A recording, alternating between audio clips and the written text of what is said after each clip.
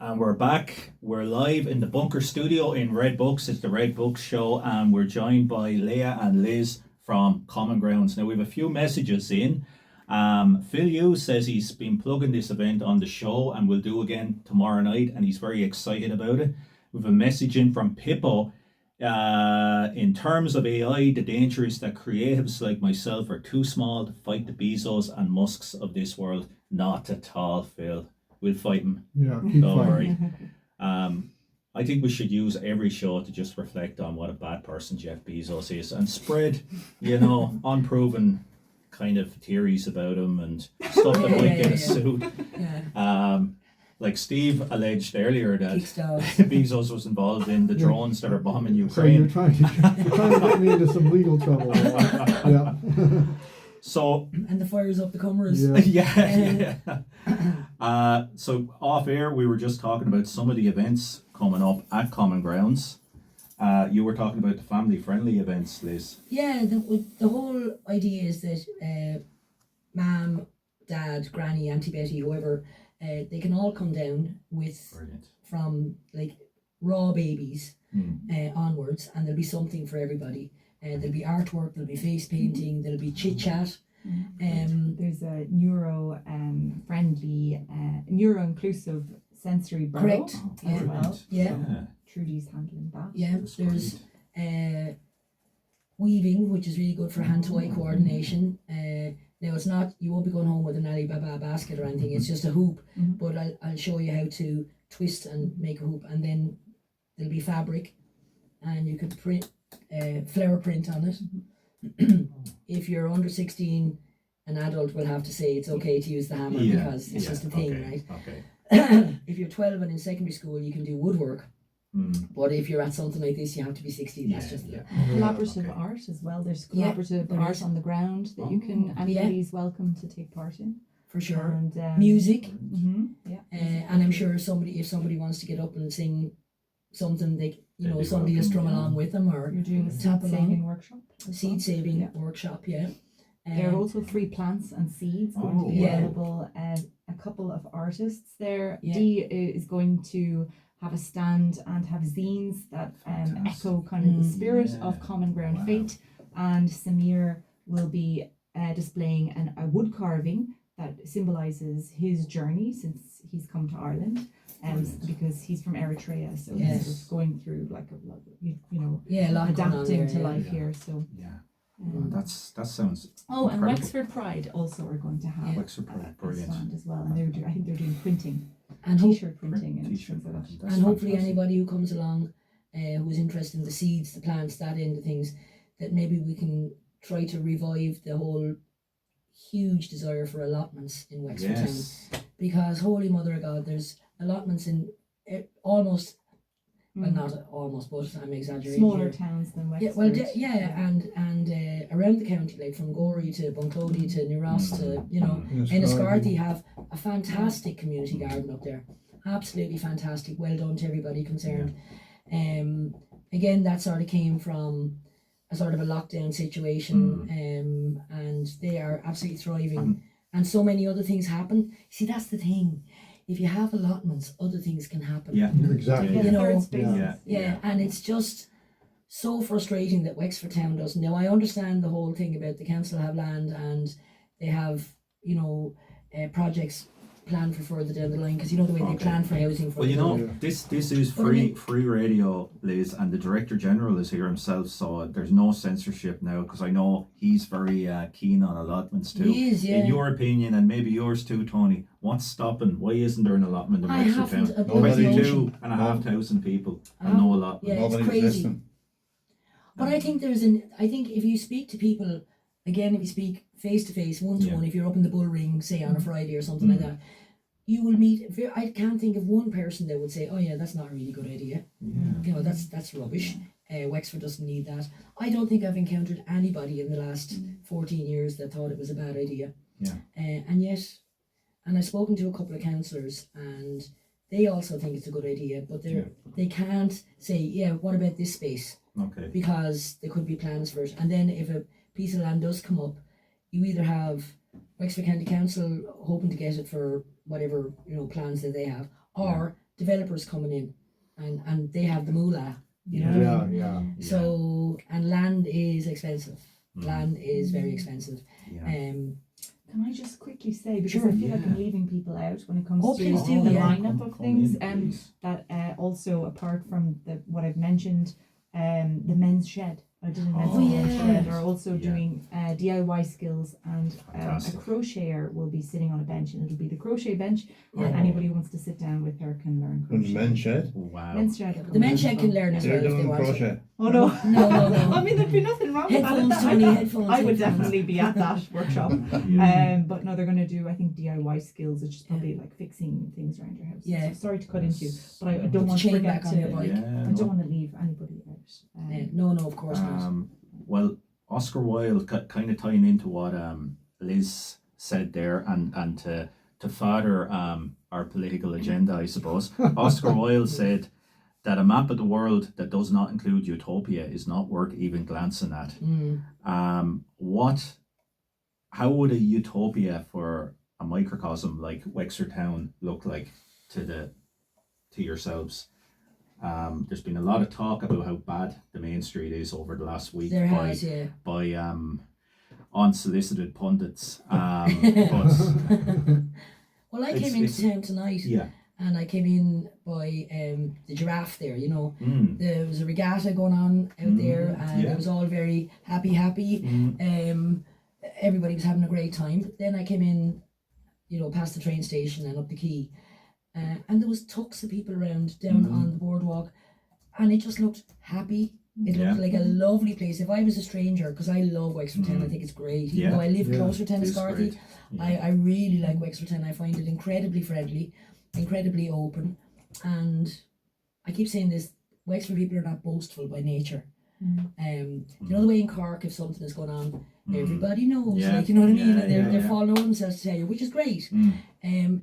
In Wexford, you have to fish around for ages to find out something is going on, and then when you say to a Wexican, sorry, that's my blah coming out there. Yeah. If you say to a person from Wexford, they go, "Oh yeah, we thought you knew that." Mm. No, you know, people need to know, so that this Yeah. is a great opportunity for people to know as well. But it looked, as I was saying, if I was a stranger coming in, I think, you know, it's worth stopping here along by the thing. Didn't look like a place that needed a curfew. No, it certainly did not. It certainly did not. There was Yeah. elderly couples walking around hand in hand. Yeah. There was people with dogs. There was people with children. There was lads showing off to girls their own age, and Yeah. you know that kind, all Yeah. that kind of nice summer evening stuff. Yeah. You know what I mean? Yeah. I don't know what the main street was like, but I mean, what's to attract you to the main street in the nighttime? Well, that's one of the things then we've been linking it. And Steve, of course, is an economist, which we keep saying that I don't hear many economists being rolled out on other media to talk about this. There's a lot of naysayers being rolled out, but they're not economists like Steve. And Steve has linked consistently the decline of the main street to the rise of antisocial behaviour, and indeed the rise of addiction, the rise of mental health issues. But see, the problem, what, and I'm going to probably talk about this more next week, but the problem is people are focusing on the people as the problem, when actually there's particular environmental factors that are the actual problem. And if you give people a world that's like as depressing as it is, Yeah. I mean, I don't know how I would cope if I was a young person right now, because it's dark. So you got to be the light. You got to have that fire in you to be the light. And I'm not going to blame anyone who doesn't have that fire in them. We got to figure out a way to get that fire into them.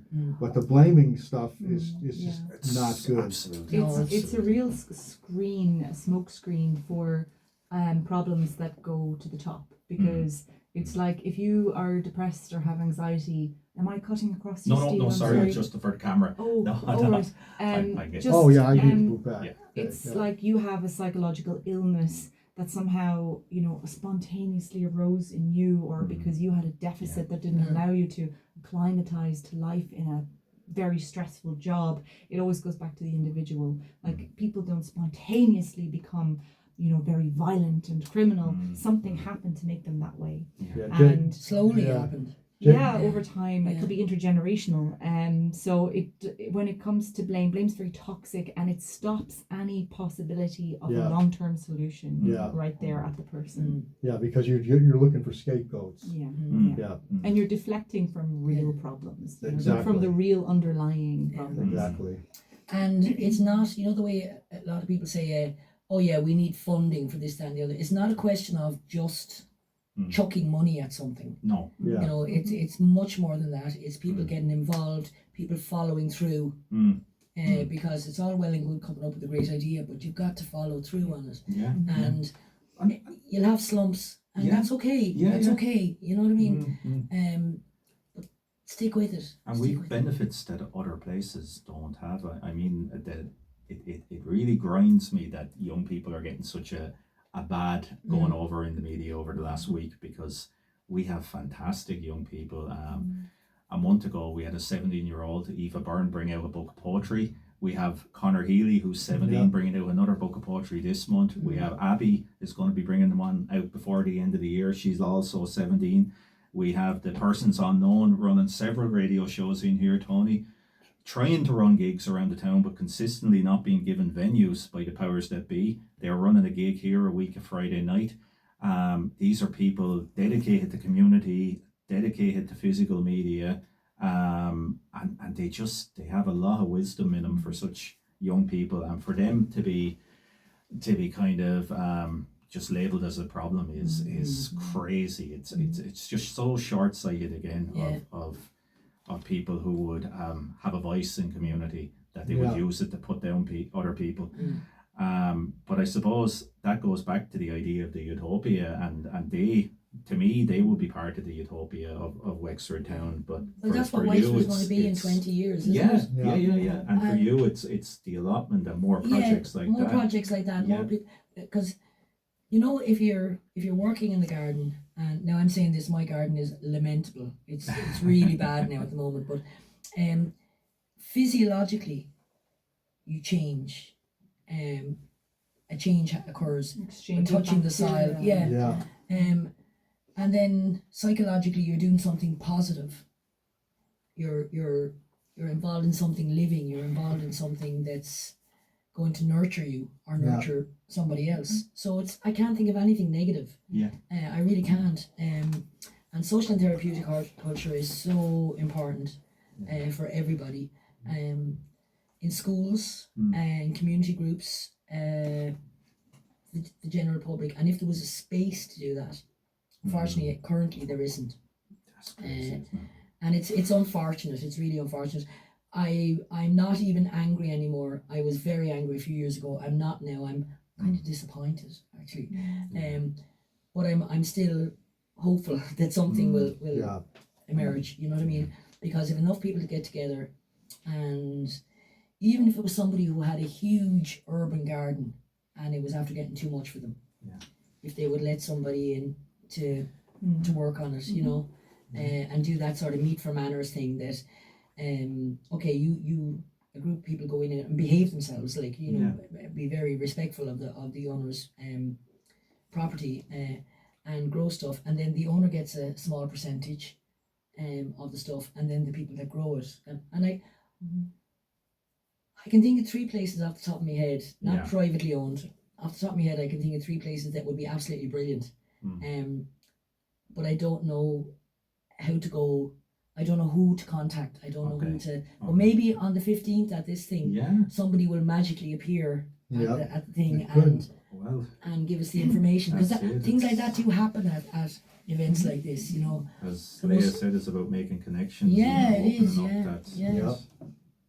And do you both have hopes that Common Ground could, I mean, obviously it looks like with the excitement you generated, it could be an annual event, but do you think it could spiral far more out of control that way, that there could be all sorts of groups and communities forming out of this, all sorts of endeavours?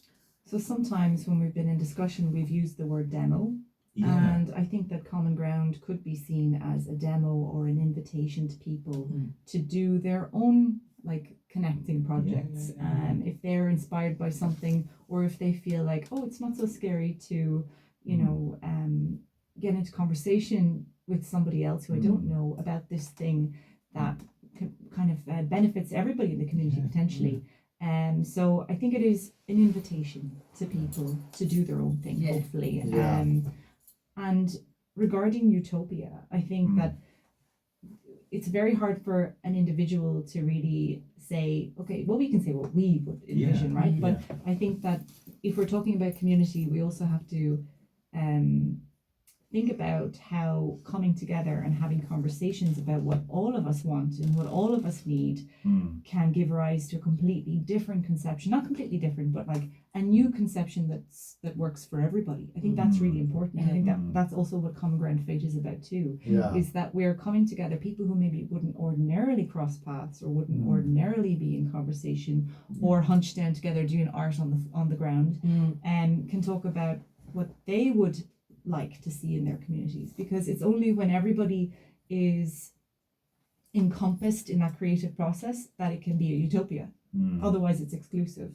So it can't be one person with a vision creating that, thinking that they know best. I'm not saying that that's what you're doing. I agree. Nature connection is like, that's biological need. But that's just one thing. And we need to be growing food locally for resilience. But everybody has to be in on the creative process. So it's coming together and creating something dynamic. That can change over time as well. Yeah, it's not about the allotment, it's about what it can lead to. For example, in Enniscorthy, they started off as allotments, and now they have workshops, they have gatherings, they have people are a bit peed off about something, they can go to the allotment and they can offload and have people, you know, it's just great. It's just a really great spell, and it's not in, but it kind of is in a big housing estate up there, so it's not even as if it has to be this exclusive, you know, out by the rugby club, one of the big houses out by it doesn't have to be like that, do you know what I mean? It can be somewhere in town, you know. And I found in my experience of working in schools and working with groups and that people initially it's like, oh sure, young people again this, sure, they'll destroy that, they'll make a hames of that in no time. If granny or granddad or mammy or daddy or Uncle John or Auntie Betty are involved in growing, they're not going to mess around with it. Kids are not going to mess around with it because they know that their family has invested time, energy and heart into the thing, so they're not going to mess around, you know. I'm really trying to watch my language here. You know, no, but no, because if I start, gonna fudge up the vegetable batch. They're really not, they really won't, So it's it's not a given that it'll be trashed. I find that really annoying, actually. That negative pessimism is just really fucking tedious. You know what I mean? It just wears me down. I don't like it. That's intergenerational connection as well. It is. That's tendency to go, oh, the youth of today. I had somebody in work the other day say that, oh sure, because I was talking about the patterns, because I work in a garden centre. And Wallace's Wellington Bridge, Ace Garden Centre people. And just saying. And people buy pots or they buy plants to make up for the patterns. And patterns in Wexford are huge. They're absolutely huge. They're sort of like when I lived in Catalonia, it was the village, the Festa de whatever, you know, and people would come back from Madrid or come back from Hamburg or wherever they were living into their village, and they would look after the grave, and they would look, well, there's not a grave, it's kind of a drawer, you know, in the wall, but they would look after that. And Wexford people are really good at that. And anyway, I was saying to someone the other day, it's just really great that it's all been done. He said, oh, young people don't bother doing it anymore. And I said, well, actually, I haven't found that to be the case, because they see their granny doing it, they're seeing their mum do it, and they'll do it. If they don't see their mum doing it, how else are they going to learn? And she said, oh, I suppose, and I, like, monkey see, monkey do, you know what I mean? It's the same with gardening, it's the same with anything. Sorry, I know I'm going on garden, but it's the same with anything. If you don't see something happening, you will never learn to cook, you will never learn to fix the chain on your bicycle, men's shed, happy days, that'll be a great thing. If you don't see people reading, if you don't see people asking questions, you're not going to do it yourself. It's all about setting an example. People, getting people to be inspired or interested in what you're doing. What are you doing there? You know, then maybe I could do that or participate in that. Inspiring people and giving people confidence that maybe whatever you're doing, they could also do it. Well, hopefully that'll all happen on the 15th. Yeah. You know, a ripple effect. Be really good. Absolutely. Well, You know? it's great. I think what you are doing is so positive, and I can tell you there's a lot of excitement about it because people are talking about it. In fact, some of those young people we mentioned earlier are asking questions about it and are planning on coming on the day. Hopefully So Great. spread the word. Yeah. it'll be great. So do you want to give us one last quick rundown there on the times and? Yeah. Great. Okay, Yeah. so Common Ground Fete on the 15th of August, which is a Saturday, will run from 12 to 4 p.m. And during that time, we have a few scheduled events, and that may go up on social media, but certainly as you enter, we'll have a little information leaflet that will let you know when those scheduled events are. And otherwise, just wander and feel welcome to do anything and to try anything, and don't be shy and strike up a conversation with people. I might come up with an idea to kind of encourage people to talk to somebody That's that they don't know. Yeah. That's really good. We Actually. really look forward to having you there. Yeah. Oh, thanks, Leah. No, And thanks, it'll be- Liz. Yeah, It thanks should be all good. for coming in. Well, thank you for having us and Yeah. giving us the opportunity to Yeah. talk about Common Yeah. Ground Fete as well. We're really looking forward to it. Now, you're listening to the Red Book Show on Wexford New People's Movement Radio, and we're nearly at the end of another show. But as always, we're only one of, I think, 23, 24 shows. 22 shows. 22 shows. So, Tony, do you want to give us a rundown on what else is happening during the week? And I know there's a lot of new projects. Well, the Gonna new be starting projects up. haven't come online yet, but No, you don't want to let the cat out of the bag. We'll give it a blast anyway. Yeah. Monday's Gaelic Bush Day from 11 Bush Day from 12:15 to 1. Insights with Liam Mullen then is 1:15 to 1:45. Persons Unknown with Rory and Millie is 2 to 3. Women Let Loose then is from 7 to 8. Tuesday then sees the Homecoming Hour is a new astrology show which will be on the last Tuesday of every month from 2 to 3. All roads lead to with Rory and Zach, 3:30 to 4:30. The Red Book Show, which you're listening to now, which is 7 to 9. Rory's Record Shop is at 12 o'clock tomorrow.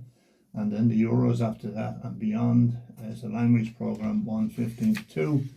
Come here, tell me this with Jamie T. I don't think Jamie is back this week, but he'll be back next week. Good Times, Bad Times with Phil Hughes tomorrow night is a book review, very entertaining hour. And then the Hump with Patrick Lampard, 8 to 9. Thursday's Connect Again, but there's a new show on tomorrow night taking place. Instead of Connect Again, it's called the Wexford Hook. Wexford Hook. Wexford Hook, which will be all things AI, presenter with Rory Roberts. Then Friday night is the indie show. We haven't got a chance to get around to it yet, but I know we're working on it. Saturday then is Nerd Out with Nerd Up, Shane Hurley, 12 to 1. Art and Culture Hour with Andy and Pippa will be back this Saturday from 2 to 3. Couple of Fuckle then with Ash Bracken. Hopefully it's back this Saturday as well. I think the sun is interfering with everybody's brain. Yeah. Keep forgetting about the times and the days. All roads lead to, then it's a repeat of Rory and Zach's thing from 4 to 5. Tony's a That's busy it. man. Very busy man. Very busy. A busy man. And look at what community has. in Yes. it, like, Yeah. look what Yes. community can Yeah. produce. It's amazing. Exactly. Yeah. That's it. It's great. And a bit of determination. yeah. Can I say And one thing Tony before You we can, yeah, of Yeah. course. There's a thing on up in the Arts Centre the same day, and Okay. it's a kind of a thing about Karen Sora back in the 70s and Oh, early 80s, yeah, right? Yeah. What? It's on up in the Arts On the Centre Saturday? on the the Saturday. 15th? Yeah. Anywho, yeah, I don't know. It'll probably be great, but I'm not going to go to it because I think there'll be a bit of revisionism, you know. Oh, All the okay. 9-year-olds who, oh yeah, I was there, but they were only 9 at the time. Like, but anyway, never mind. But who is up there is Mary Reynolds, and of Rewilding fame, Okay. and I really like her. I really do, and I think she's worth listening to. She's not asking people to rewild everything, but if you have even a square meter at the back, just to let native plants thrive, Space. and because that's what all our insects kind of evolved with, native plants here. But I'd say she'd be, no, I won't say it. She absolutely will be worth. She's up there now. I don't know what time. People will have to check out themselves. Yeah. But It just happens to be that It'd be evening. lovely So if to you're in swim town along to anyway, our Yeah. fete. oh yeah, Not too far to walk between the two places. No. And we had a great conversation with Pat Lampert Yeah. a We few did. weeks last week Last actually week. about rewilding. He's Yeah. done a rewilding project that's lasted, Mm. is it 26 years now? Yeah, something like that, in, yeah. in Yeah. his back about an acre and a half, I think he was Good. saying. Yeah. And maybe you and Pat could maybe have a some conversation about that someday. That's what I'm saying to Tony all the time. The types of conversations that we hear on Wexford New People's Movement Radio, far better than anything you hear on Yeah, I Newstalk think or so. 2FM. Yeah. It's brilliant, Tony. So long may it last, and I think